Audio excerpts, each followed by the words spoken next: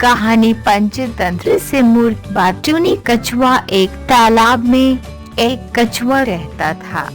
उसी तालाब में दो हंस तैरने के लिए उतरते थे।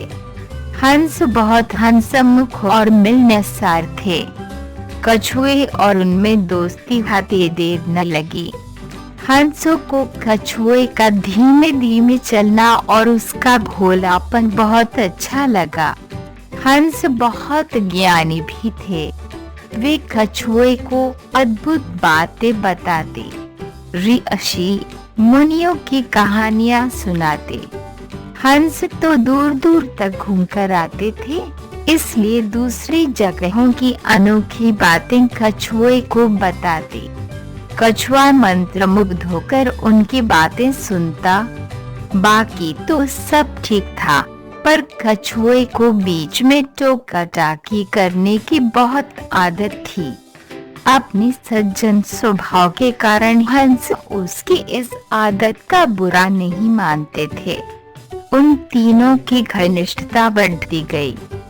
दिन गुजरते गए। एक बार बड़े जोर का सूखा पड़ा।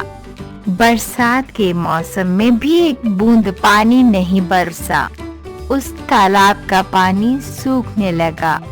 प्राणी मरने लगे। मछलियां तो तड़प तड़प कर मर गईं। तालाब का पानी और तेजी से सूखने लगा। एक समय ऐसा भी आया कि तालाब में खाली कीचड़ रह गया।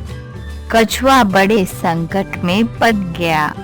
जीवन मरण का प्रश्न खड़ा हो गया। वहीं पड़ा रहता तो कछुए का अंत निश्चित था। हंस अपने मित्र पर आए संकट को दूर करने का उपाय सोचने लगे।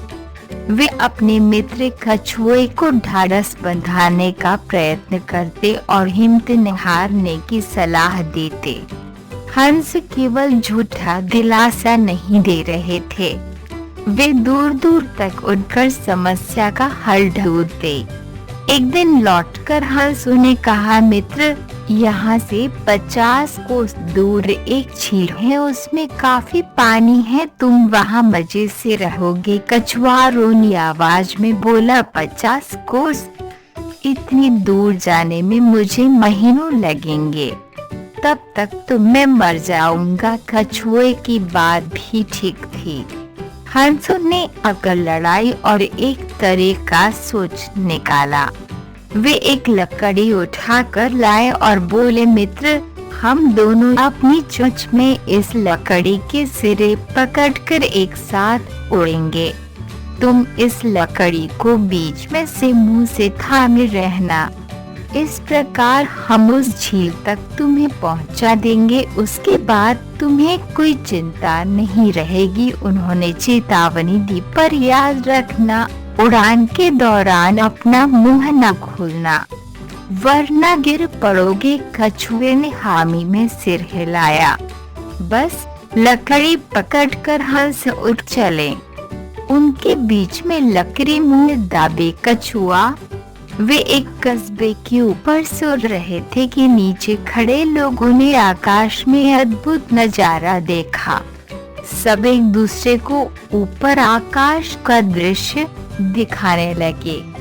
लोग दौड़ दौड़ कर अपने छज्जों पर निकल आए। कुछ अपने मकानों की छतों की ओर दौड़े। बच्चे, बूढ़े, औरतें व जवान सब ऊपर देखने लगे। खूब शोर मचा।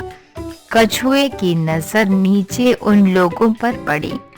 उससे आश्चर्य हुआ कि उन्हें इतने लोग देख रहे हैं। वह अपने मित्रों की चेतावनी भूल गया और चिल्लाया, देखो कितने लोग हमें देख रहे हैं।